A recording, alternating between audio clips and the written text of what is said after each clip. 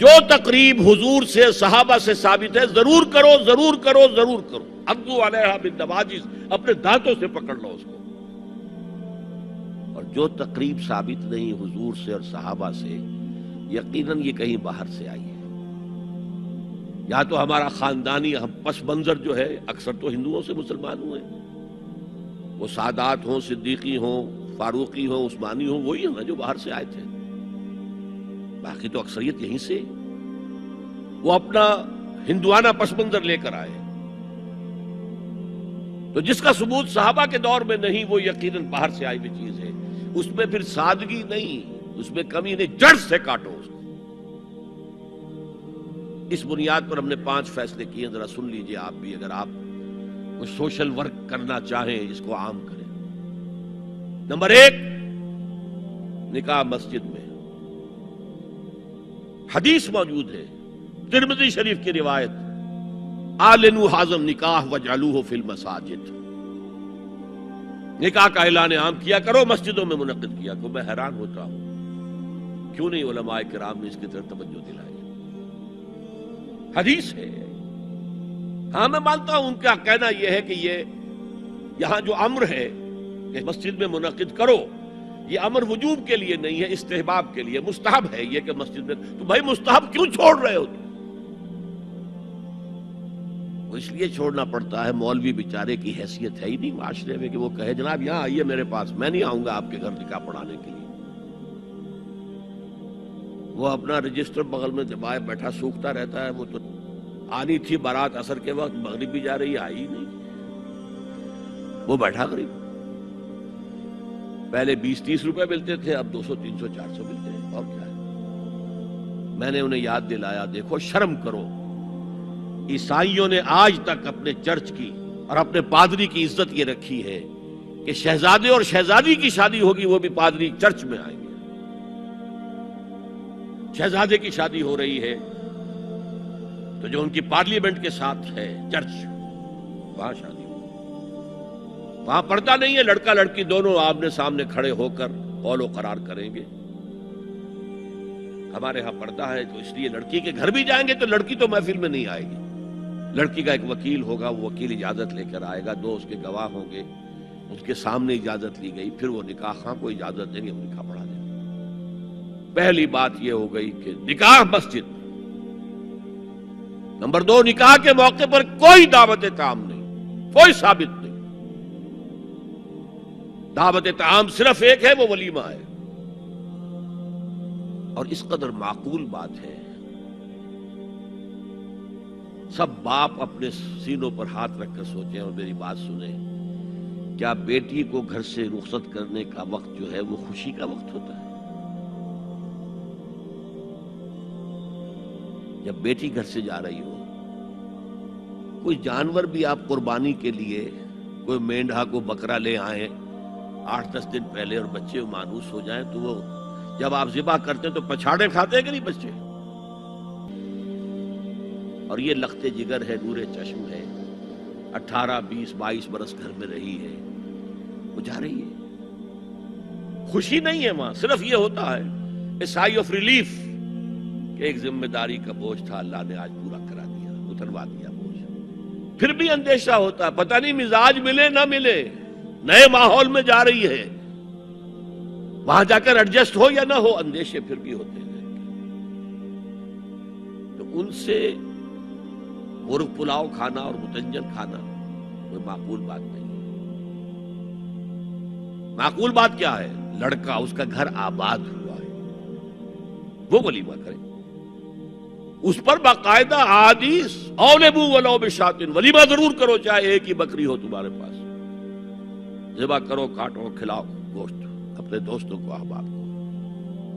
یہاں تک کہا کہ بئس الطعام طعام الولیمہ، برا کھانا ہے ولیمے کا کہ اس میں غریبوں کو نہیں بلایا جاتا.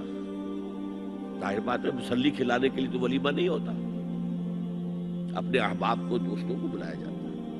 پھر بھی میں تم سے کہتا ہوں کہ جسے ولیمے کے لیے بلایا جائے، وہ اگر نہیں جائے گا تو اللہ اور اس کے رسول کے حکم کی نافرمانی کرے. تو جس رسول نے اتنی تفصیل سے حکم دیا ہو ایک دعوت کا، وہ دوسری دعوت میں بھی خیر ہوتا میں بیان کرتا. جب نکاح مسجد میں اور کوئی دعوت طعام نہیں تو بارات کا تصور خلاص. بارات کس بلا کا نام ہے؟ قرآن میں تو کوئی ذکر ہی نہیں، عربی میں یہ لفظ ہی نہیں. اجتماع طرفین مسجد میں ہوا، نکاح ہوا. لڑکی کو حضرت فاطمہ کو رضی اللہ تعالی عنہا کچھ خواتین جا کر چھوڑ آئی تھی اس حجرے میں جو ایک انصاری صحابی نے حضرت علی کو دیا تھا. ان کا تو کوئی گھر بھی نہیں تھا. کوئی حضرت علی آئے ہوں اور آ کر ودا کرا کے لے کے گئے ہوں. چوتھی چیز، جہیز کا کوئی تصور اسلام میں نہیں. خالص ہندوانہ رسم، خالص ہندوانہ رسم، خالص ہندوانہ رسم. ہندوؤں میں کیوں ہے؟ وہ اس لیے ہے، معقول بات ہے کہ لڑکی کا وراثت میں کوئی حصہ ہے ہی نہیں. وہ تو جب گھر سے نکل رہی ہے کچھ دے دلا کے رخصت کر دو. دان دہیج یہ خیرات ہے، لڑکی کا حق کوئی نہیں ہے گھر پر. اسلام میں تو لڑکی وارث ہے. والد فوت ہوں گے وراثت تقسیم ہوگی، والدہ فوت ہوگی کوئی ان کی ہے ملکیت وہ تقسیم ہوگی. شادی کے موقع پر کوئی جہیز اسلام میں نہیں، قطعاً نہیں. غلطی سے حضرت فاطمہ کے جہیز کو جہیز کہہ دیا گیا. وہ جہیز کیا تھا؟ ایک پیسہ بھی حضور کے اپنی جیب سے نہیں تھا. اس شادی میں خاص بات کیا تھی کہ دولہا کے ولی بھی حضور ہی ہے. اور کون ہے؟ علی کا کون تھا مدینے میں؟ اور دلہن کے والد بھی حضور ہیں. اب حضور پوچھتے ہیں حضرت علی سے تمہارے پاس مہر دینے کے لیے کچھ ہے؟ عرض کیا میرے پاس تو کچھ نہیں. وہ فقراء صحابہ میں سے تھے. فرمایا مہر تو دینا ہے. تمہارے پاس ایک زرہ ہوتی تھی؟ جی ہاں زرہ تو ہے. انہوں نے یہ سمجھا زرہ تو جہاد کے لیے ہے، کوئی وہ دولت تو نہیں ہے. فرمایا جاؤ اسے بیچو یا گروی رکھ کے قرض لے کر آؤ. وہ گئے، حضرت عثمان نے خرید لی اور کچھ دنوں کے بعد واپس کر دی ہدیتاً. یہ زرہ میں ہدیہ آپ کو کر رہا ہوں. اس وقت اگر کہتے چھوڑو علی، کہاں تو لو میں پیسے دے دیتا ہوں تمہیں، تو ان کی طبیعت پر بار ہوتا.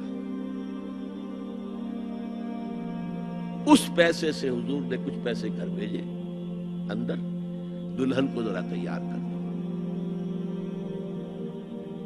اور کچھ پیسوں سے وہ ایک گدا جس میں کھجور کی کھال بھری ہوئی تھی اور 2 تکیے جس میں کھجور کی کھال بھری ہوئی تھی. ایک مشکیزہ، کنویں سے پانی تو لانا ہی ہے نا.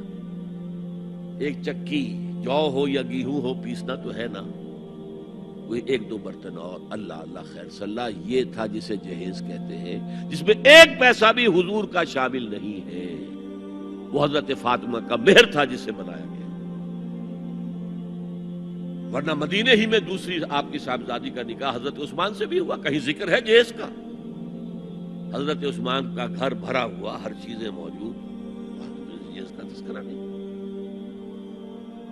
بہرحال یہ شادی کو آسان کرو، زنا کو مشکل بناؤ. یہاں شادی کے لیے 9 من تیل ہوگا تو رادھا ناچے گی. ورنہ یہ کہ بڑی ہو رہی ہے، عمر ہو رہی ہے، سب کچھ ہو رہا ہے، لیکن کچھ تقاضے تو ہے نا. آخر کچھ تو کرنا ہوتا ہے نا. آخر کچھ نہ کچھ لوگوں کو تو کھانا کھلانا ہی ہوتا ہے نا. بارات تو آخر آئے گی ہی نا. کچھ نہ کچھ تو دینا ہی ہوگا. کچھ جوڑے کپڑے، کچھ. یہ اسلام کا فلسفہ جو میں نے 4-5 باتیں آپ کو بتا. فلسفہ یہ ہے کہ لڑکی کے باپ پر 1 پیسے کا بوجھ نہیں. تو لڑکی پال پوس کے تمہارے حوالے کر دیا، اب اور کیا چاہتے ہو تم؟